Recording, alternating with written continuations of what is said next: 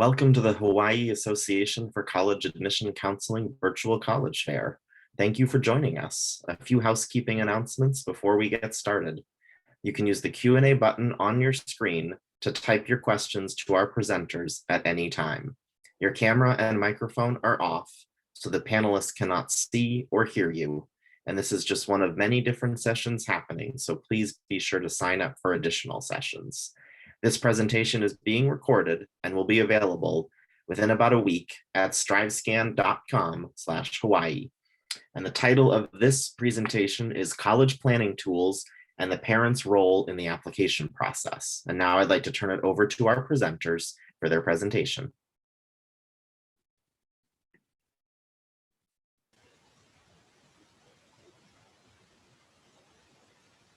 Aloha, everyone. Thank you for attending our session this morning. Again, this session is College Planning Tools and Parents' Roles in the Application Process. Today's agenda, we will be going over agenda. We'll be, first of all, introducing ourselves, also reviewing some of the parents' roles in the application process, give you some good college planning tools that you can use and assist your child with. And we'll save like the last 10 or 15 minutes for some questions and answers. So like what Matt said, go ahead and put your questions in the chat and we'll try to address them at the very end.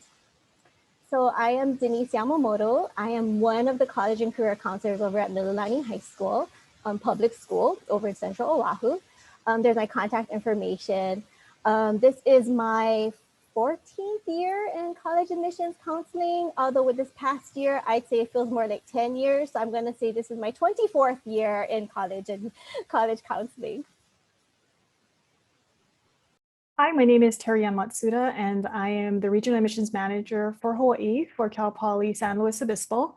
I've been with Cal Poly a little over 2 years, I think, going on my 3rd year, but I've been in college admissions for over 20 years. I've worked at schools in Hawaii, schools on the East Coast, West Coast, so kind of all over, public, private, selective, not as selective. So a variety of different colleges that I've had experiences at.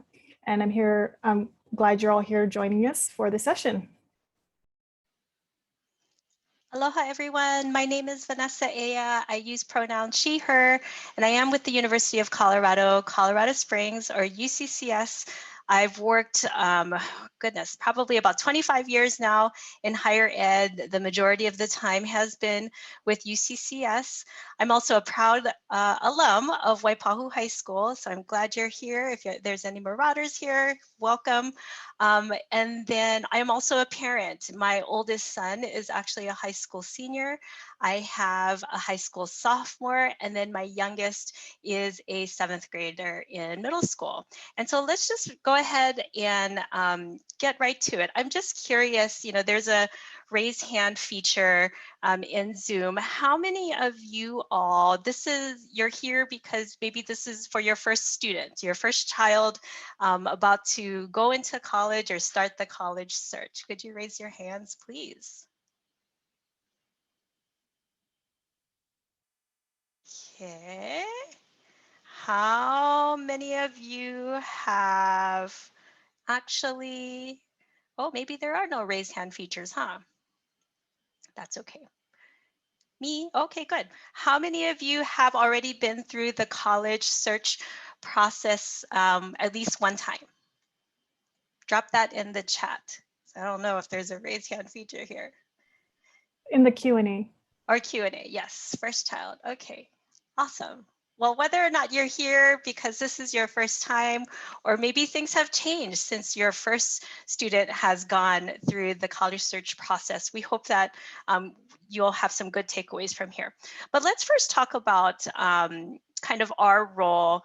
And I give you my lens as far as, you know, how I feel about this particular topic. And so I was actually presenting to some Girl Scouts last month to some high school juniors. And I started off with them too, that college is a match to be made, not a prize to be won.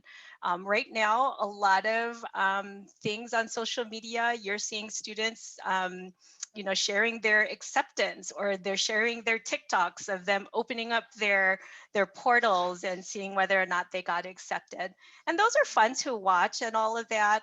But honestly, parents, it's each of your students, shouldn't get too wrapped up in that. I would encourage them, and I would encourage you to also tune out that noise, because some of these TikToks, for example, they're showing, here's my list of statistics, and then here's all the schools that I am applying to, and then when I get my decisions back, I'll duet them together. And again, fun, but your students are going to invest a lot of time in their application, and when I see stuff like that, it doesn't do them any good to look at that, because each of your students have their own unique lists, because they're all unique people. So just remember that. There's also this idea of owner versus supporter. And so definitely, like many things in life, like many things that we have walked with our students through, through school, through sports, through whatever they have going on. Our role is more of a supporter. I need my students to own the college search process. Again, full disclosure, having worked in higher ed, pre-kids, a lot of my perspective comes from things that I have seen that I was like, oh, I'm not doing that with my kids, kind of thing. And again, a lot of things like their schoolwork, if they have questions for their coaches, if they have questions for their counselors, I never emailed those people, because again, that's on them. That's their schoolwork. That's their questions related to their sports. And so my kids have actually had Gmail accounts since they were the 3rd and 4th grade. And so, again, that's something that I want them to be able to do when they get to college. And again, having been in higher ed for as long as I've had, way back when, I can remember when the term helicopter parent came into play, those parents that hover. And when I worked in the Career Center, believe it or not, we had parents ask if they could come and sit in on an interview with their student who was interviewing with an employer for an internship. And it was like, oh, no, I'm definitely not doing that with my kids. And so, again, that very much shapes my work with students. Not that I don't want to hear from you parents when you have questions, but I think, again, that's part of the whole getting them to own their college search. And again, just being advocates for themselves. So owner versus supporter. The cost conversation is a big one. And I encourage you to have those honest and realistic conversations about all things related to financial aid and costs. Let them know kind of like, okay, I have helped put away X amount of money for you. I have this expectation as far as you helping to contribute to your cost of education, whether that's in the ways of a part-time job while you're in high school before you get to college, or the expectation that they will work while they are in college. But have those conversations. How much loans seem reasonable to y'all, as far as how many federal loans do you plan on having them take out? You know, definitely very important things to know as you start the college search, because again, we don't want any surprises when it comes time to receiving a lot of those financial aid letters like seniors are starting to get right now. All of us universities, we are required to have net price calculators on our campus websites. And so those definitely, I would encourage you to utilize. Some universities have even more detailed, it's not just asking you for the financial, your income, your tax information, all of that. Some of these net price calculators also might ask for your GPA. And, if they're still figuring in test scores, they might actually have that as a part of their calculator and can calculate how much scholarship is involved depending on where your statistics are at. And again, it's just a snapshot. So I would definitely encourage you to do that. The other calculator that I've been playing with my high school senior is that student loan calculator. It's like, okay, if you're going to take out X amount of dollars of federal student loans after you graduate, 6 months after you graduate, what does that monthly payment look like? If it's mortgage size, then you need to relook at that, that particular school, because again, I'm not interested in my kid having a mortgage size loan after finishing a bachelor's degree. And I'm sure you are not either. And so again, definitely use some of these different tools that exist on each of our individual college websites. Now I'm going to turn it over to Denise, and she'll talk a little bit about the FAFSA. All right, so parents, yes, you will definitely need to assist your child with completing their FAFSA. There is a parent component on the FAFSA that they will need, again, your assistance with helping you create your FSA ID, and they're going to have to go ahead and you're going to have to help them complete that. Think about yourself at 17 years old, that you didn't know what an AGI was, and about all these, how did you file your taxes? So yes, you will have to have that sit down and kind of help them complete that FAFSA application. Every school, every public school has a college counselor or a somebody who sits in that role. So make sure that you reach out. A lot of high schools, they have FAFSA completion events. They have financial aid nights that are held, and so there's a lot of resources that you are getting for absolutely free, because either you're paying a private school tuition or in a public school. We are all there and available to help. I tell my students and parents, I am not the expert on financial aid. However, I have a lot of good friends who are a phone call away who are the experts. So if I don't know that the question to your answer, because I'm not an accountant as well, I get all kinds of investment questions, and I'm not an accountant. That is not my lane. I would refer to my friends who, my financial aid friends who can better answer those kinds of questions. There are a lot of partnerships that we have with other organizations like Pacific Financial Aid Association, PACFA. HACAC does a few financial aid events, community events. If you ever check on College is Within Reach, College is Within Reach Hawaii.com. There's actually a financial aid resource section with a lot of videos and webinars and events that they have, especially in financial aid season, which is in starting October 1st. So if you're a junior parent, come October 1st, you will be very versed with this whole financial aid process. Okay, so also I just wanted to make sure that, again, like I mentioned, that every school has a designated college counselor, college career counselor. And so check with them. There are a lot of outside organizations that kind of go with the guise of helping get the best financial aid package, or a lot of workshops that might be available. Just be careful, because sometimes it is under the guise of helping with financial aid. Sometimes there's a cost involved. Just remember that the first F in FAFSA stands for free. It is a free application for federal student aid. So you shouldn't be paying somebody to help you file that FAFSA, because again, we have a lot of supports available for you. Also, there are some updates that have been recently announced. I believe this is not taking place next school year, but the following year. And this is more so if you have two students that will be, or two children that will be in college. So something to kind of look out for, because there are updates that happen every single year. All right, so now I'm going to transition to the do's and don'ts for parents. So as a college and career counselor, I have seen, a lot of interesting situations come about. What you should do, though, is definitely have your child, or encourage your child to reach out to their college counselor, whatever counselor is going to be writing that letter of recommendation for them.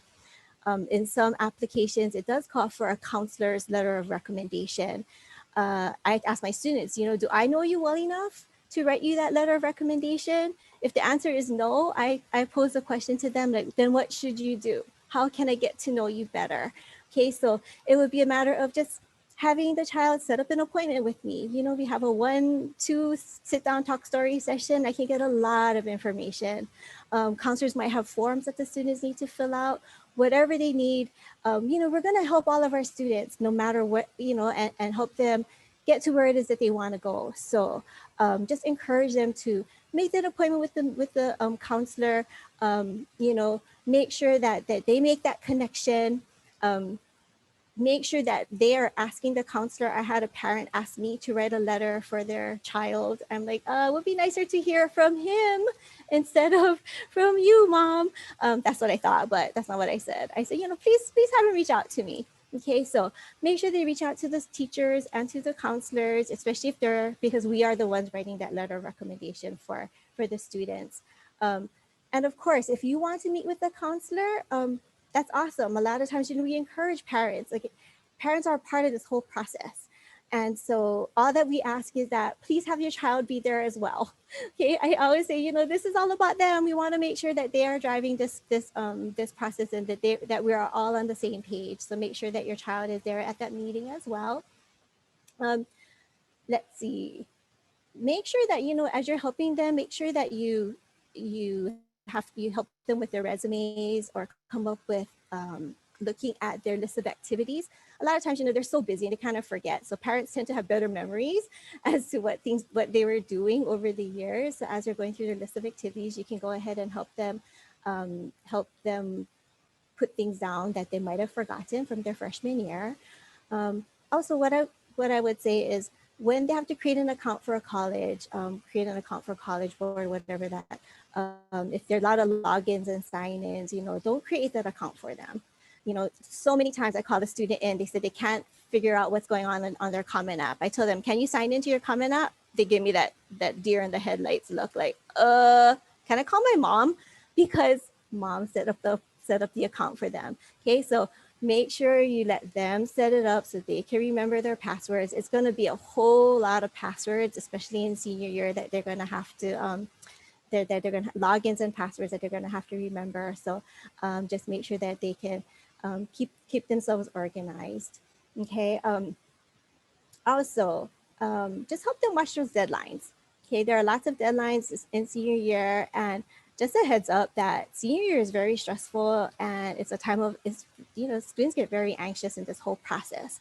All of a sudden, things are going to be very different because instead of just going through every year of high school, all of a sudden it's having them wonder, like, am I good enough? Am I going to get in? What else if I don't? You know, there's so many things that's going on. So the constant, I don't want to say nagging, but I will say it, you know, if you keep badgering, kind of just keep asking them about what's going on, you know, it does create a lot of stress and anxiety. So just be a good supporter in the process. Let your child find ownership in this process. That's the biggest thing I want to say. They need to own this process. Then it'll be that much more rewarding for them. You know, if it means more to you than it does to them, then you need to kind of reevaluate what's going on. Okay, so let them find ownership. Let them drive this process because it is their one and only senior year. You're letting them, you know, it's an exciting time.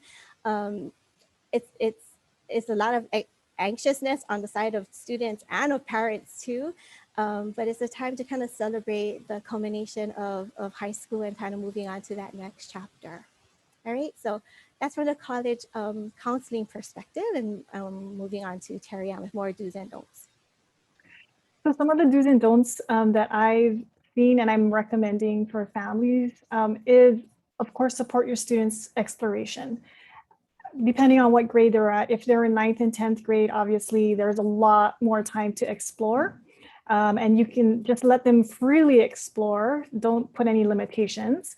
As junior year, going into senior year, that might be a time when you're starting to kind of put things together, but let students still explore. If I know that I've been at college fairs, I've been at high school visits, and parents are like, oh, don't look at that school, it's too far away. And so that's something you want to let the student explore, because maybe it's not that school that they're going to be interested in, but it's something about that school that drew them to that table or to that high school visit. And from there, they'll find out little pieces of what they like and what they don't like about college, different colleges in general. Later on, I'll show you a list. We have like a pro-con list later that I'll be showing you about narrowing that down. Feel free to sit in with your students for information sessions, one-on-one with college admissions people, but allow the student, one, to make that appointment, and two, to be in charge of that whole session. I don't mind if a parent has a question or two coming in sometime, and if we're doing it virtually, having both of you on camera is great. It's funny when a student is talking to me, but then the parent is on the side making comments and trying to tell the student, ask this or that, but it's fine if you both sit in. I've always appreciated it, just to show that there is the support there. Also, on top of that, have your student be the one to contact the admissions representative for any questions you have. I will tell you this, I have parents who I've always emailed me about the admissions process, about what, setting up and scheduling. I don't even know who the student is. I mean, I know their name, but I know the parent more than I know the student. And on top of that, some schools will use what's called demonstrated interest in the application process. And so they want to hear from the student, and they'll be like, this student actually talked to me and asked me these questions. And so you want to make sure the student is asking, because sometimes who's applying, the parent or the student? So those are things that you definitely want to be supportive of. The other thing I also want to say is I've probably met almost, not all, but probably almost a majority of the college counselors in Hawaii from the different high schools on the different islands. And everyone's been super supportive to their students. Reach out to them. You're going to find that one of your counselors is going to tell you, you should actually look at this college. And the reason why they're telling you to look at a specific college is because based on what your child has talked about, their interests, that would be a good fit. You might think oh, that's in the middle of nowhere, or that's too far away, or what is this counselor doesn't know. Actually, just take a moment, take it all in, and then just go and do that research, because you and your child, or hopefully both, will actually figure out wow, my college counselor does know my child well and knows what they're looking for, and this is really a good fit. On top of that, it's also what school? I've never heard of it before, so it's probably not a good school.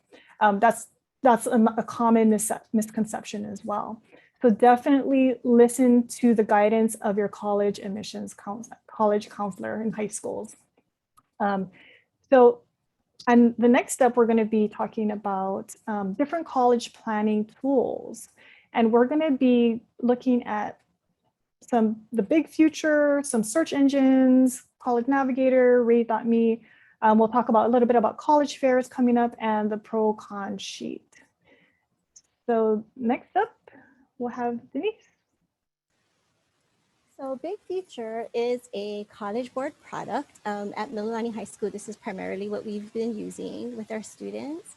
Using it more for as a search filter to help find those types of whatever college. So it's basically you put in all the parameters that you would want in a college, and it'll come up with a nice list of all the information. What I like about Big Future is that, number one, it is again, I said, a College Board site. So your child should have, if they signed up for the SATs, they would have already had a College Board account. So they can go ahead and start saving their colleges and their interests to their Big Future account. There are lots of resources on Big Future, and something that just opened is, so if you're a parent of a junior, there is the College Board Opportunity Scholarship that recently opened. And this is, it's like scholarships that they give for every little step along the way to start finding the right college.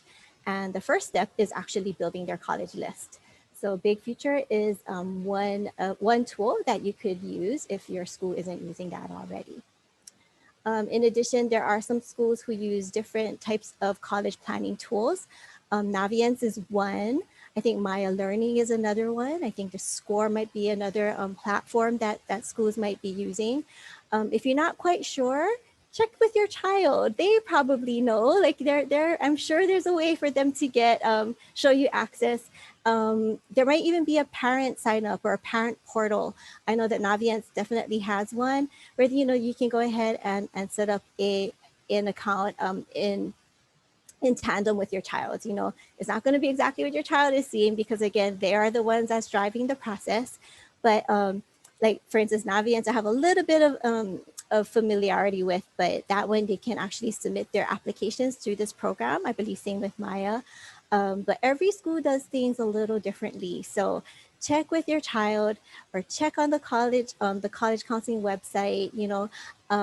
Worst comes to worst, you can go ahead. If you cannot find out or cannot figure that out, again, check with your child, or you can send or have your child send an email to the counselor. All right. And so if you are a big statistics nerd like I am, then you might want to check out the College Navigator website. It is a government website, and all of us colleges and universities, every year we send in data to this website on a wide variety of things. So for example, as my son is still trying to figure out where he's going to commit to come May 1, we've only got a month to decide. That's a long time for high school seniors, apparently. One of the things that I've got on, that I'm wondering about as he's looking at some of these schools is, well, what's their graduation rate? Like, you figured out your budget, this annual cost times 4. But if this school that you're looking at is saying on the College Navigator website that their graduation rate is 5 years for you to complete a bachelor's degree, then that's not fitting our financial, parameters that we had set up before we discussed all of these different colleges.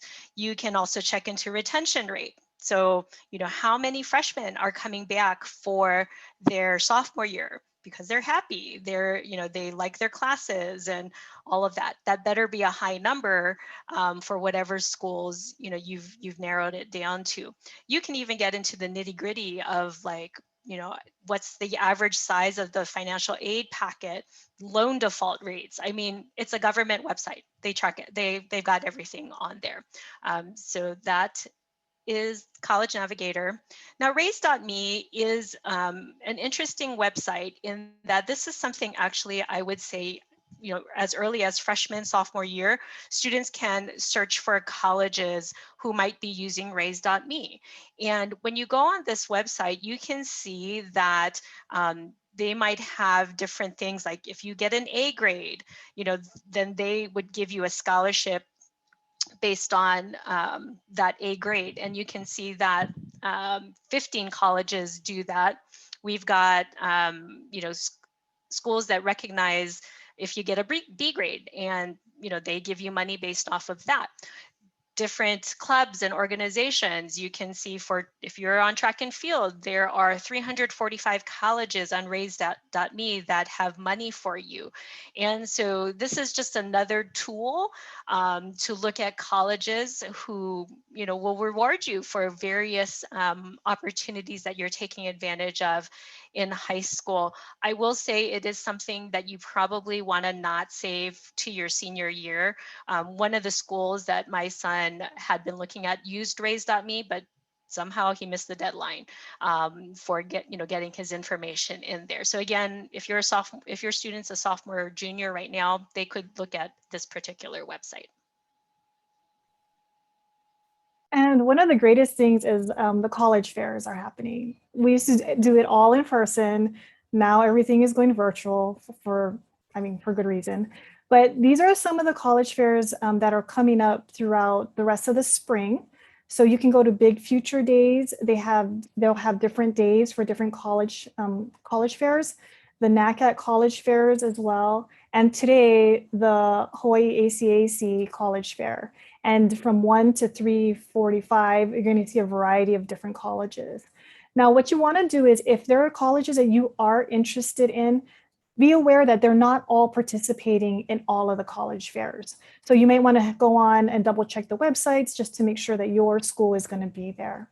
And so today you'll be able to hear, I think, over 100 or so colleges during that 1 to 3:45 time slot. And these schools are on these fairs because they want Hawaii students to attend their schools. So hopefully you'll be able to join at least today's later on, but some of these other fairs that are happening throughout the country.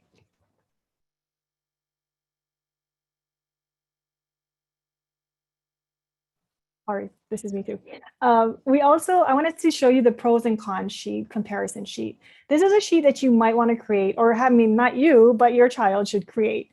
If you see on the first column, you can see that's some basic information that you should, questions that you should ask your child should ask themselves about the application deadlines to keep track of that, but just some basic facts about the school, size, and then on the column F, you can see what the answers are, like what type of things that your student is looking for, the size, what does your size look like, large class sizes, location, and those types of things, kind of answering the first column with what you want in column F. And then you would fill it in based on different colleges that you might be interested in or have heard about. And so you can also color code it where green is perfect, that's exactly what I'm looking for, yellow kind of, and then there's also red where you can say, oh, that totally doesn't match what I'm looking for.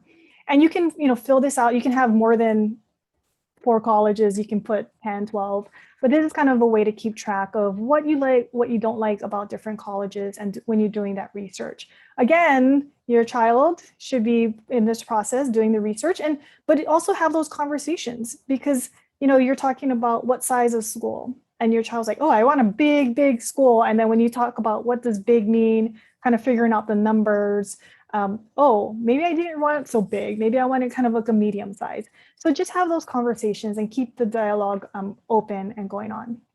And you can see that website. This is like, you can make up your own, but it's also on that tiny URL up there.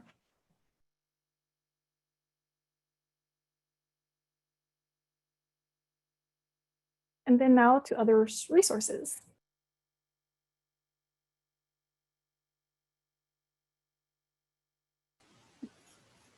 All right, so for other resources, so this is for you as parents, you can encourage your child to do it as well. There are social media accounts. So through Instagram, I'm not sure if Facebook is very popular with these, with the students anymore, but I know a lot of colleges still have Facebook accounts, Twitter, YouTube. But schools might have one. Like from my office, we have our own Instagram account as well. Most of our activities and our senior classes, they all have, all the classes actually all have an Instagram account. So this is something that you can kind of look into for either for your school or for at the different colleges as well. Also, there are a lot of schools or high schools that are using like text reminders and text platforms to try to get information out. And for us, it's just trying to, especially in this virtual world, now we're majority virtual, it's just trying to make sure we kind of cover every single avenue. So we're finding students don't check their emails as often as they should, or, they reply faster to text messages. So see if there's a text message platform that you might need to opt into. So one popular one is like Remind or Signalvine is one that you might need to opt in. So there might be a student component and or a parent component. So check that out and see if that's even possible. The high school's website is has a lot of information for you. A lot of times parents, they'll say, oh, I saw on your website, it said this. So check out the college counseling website, because I'm sure if you have a question, it might just be easily answered right there on the school's website. There are a lot of college planning workshops that you can attend, whether it's a college planning all the way up to, getting ready to submit and getting help with financial aid. Definitely encourage your child to visit with college admissions representatives. I think, again, since we're all virtual, I've noticed at our school, our virtual events have not been as well attended as it was in person. We'll see how it goes. I think just by the end of the day, the students just want to get off of their computer. So we're trying to be proactive and think of different ways, but hopefully, once we're back in person again, that we can safely meet with our college admissions reps. but they're more than willing to meet with students, families, like one-on-one, even if they have to just reach out and ask. There are some schools that have summer college planning. Some of the schools have 12-month college counselors. Some are willing to meet during the summer. Some have different kinds of incentives that they might have for meeting with juniors or underclassmen. So reach out and see if your school does provide something like that, okay? Also keep in mind that there's a PSAT 10 and the pre-ACT. So these are like for testing opportunities for freshmen and for sophomores. The phase of testing might be changing, so that might be a whole nother session in itself. But you know, if you are looking at having your child taking the SAT or the ACT, anytime you see an opportunity like this is just practice for those big college tests. So you know, you want to just encourage them to sign up if they haven't already done so. And again, encourage meeting with the counselors. You know, whether it's their college counselor, if it's a grade level counselor who's taking care of their college plans or their senior year. Go ahead and make sure you meet up with make an appointment. Encourage your child to make an appointment. All right. So you might want to take a screenshot and of this page right here, because there will be a link to this presentation or to the slides that will be emailed to you. But these are some of the resources that we used in today's presentation. And I believe now we're kind of at the end of our session, but we're going to open it up to and kind of look over at our questions that came through our chat. So I'm just going to moderate. Go ahead, TA. I was just going to moderate some of the questions. So the first one is, and I'll have Vanessa answer. My son is a junior and has his top 2 colleges picked out. When should he contact the admissions counselor at the college? We have participated in virtual tours and intro webinars already. That's awesome. Yeah, you can reach out to admissions counselors at any time, especially if you're the plan, you know, if your son is very much a planner. And so, you know, a lot of schools or a lot of colleges, we're on the common application. And so seniors can start the common application on August 1. And so if your son wants to kind of get a jump start of like, you know, will I need to turn in a personal statement? How many letters of recommendations will I need to gather for when it comes time for me to apply? Those are questions that you can certainly ask your admissions counselor for the schools that you're interested in applying, that he's interested in applying to. They can ask us now. Yeah, and most college admissions counselors are happy to speak with you directly, your child directly, phone or even virtually, you know, through this process. I'm doing Zoom or something, whatever the school is using. So please feel free to reach out now just to make that connection, because sometimes the college admissions person for that school is actually the person who's going to read your son or daughter's application. So just a heads up on that. This is for Denise. When's the time frame for college applications? So when does it start? When does it end? My son is a junior. When should he start filling out the application? Good question. So a lot of times the applications don't open until like August 1st might be an early time. So he wouldn't be able to start filling it out and submitting until after that time. So I always tell my students quarter 2, kind of the second quarter is like application time.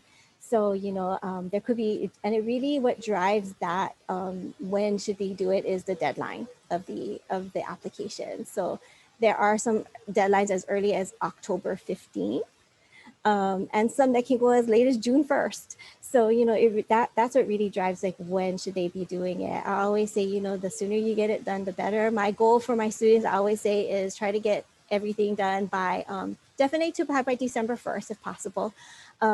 But to get it done by Thanksgiving, because I said your turkey will taste that much better once your applications are all submitted. You don't have to worry about working on those essays. So really, it just depends on when is the deadline for the students and the colleges, and really it's kind of quarter 2 is crunch time. And Vanessa, I'm gonna ask you on top of that. When does UCCF open their applications? So we're on the common application and it does open August 1.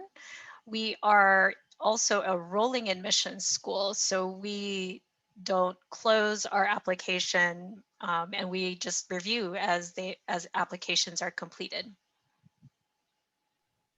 And I just wanted to chime in to tell you about Cal Poly. We are part of the California State University system. So it's a whole system. We do have one application for all the universities in our system. But our application opens on October 1st and it closes on November 30th. So students actually have only a 2-month window to apply to the California State Universities. And some of our schools, like Cal Poly, were pretty strict on the deadline. Some may try, allow you to apply afterwards, depending on the school. So that's just something. And Vanessa, I wanted to also ask you, what is the earliest your son was able to apply to the first school he could apply to? So back in those COVID days, the summer, one of those things I asked him to work on before Common App opened were his essays. And so he pretty much had all of his Common App stuff in within that first week that it was open. And so by the end of August, he did have one college acceptance letter already sent. That one's in the mix for May 1 decision and a couple of others. And another thing that if I can recommend to for the junior parents and junior students, if there's any listening, is that to start thinking about who you would want to ask for those recommenders. If the college that you're looking at needs to have a teacher's recommendation and or a counselor's recommendation, so start thinking ahead as to who they're going to be asking, because a lot of times we want to be thinking and using, especially for teachers, the junior level teachers that will give them the most information about them as having them over the whole year versus a senior teacher, which will have only had them for maybe a month or two before they're having to write that recommendation. So junior teachers would be best. If you have to go back to sophomores, it's possible, but start having your child think about who they could possibly ask for that letter of recommendation. Yeah, I would agree with that, because this was not only for college applications, but letters were also required for scholarship applications. And I can remember a couple where he needed 3.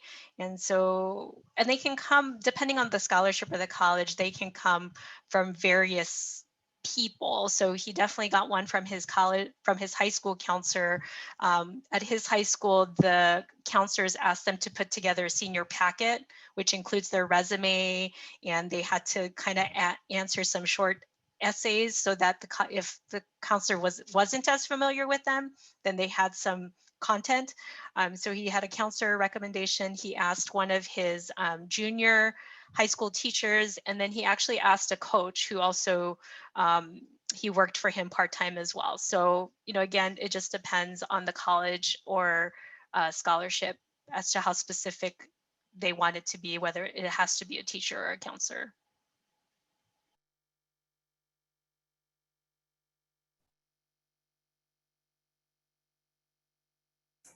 Sorry, I think we're coming towards the end. So we're going to put our contact information in the chat. So if you wanted to reach out to us individually afterwards, that would be great as well.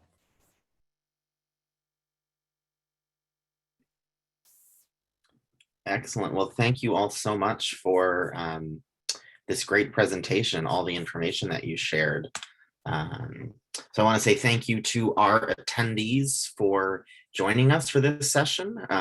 After you close this window, a very quick 4-question survey will appear. We do appreciate your feedback. Please do sign up for additional sessions happening later today as part of this college fair. And a recording will be available within about a week at strivescan.com/Hawaii. So again, thank you so much and have a great rest of your day.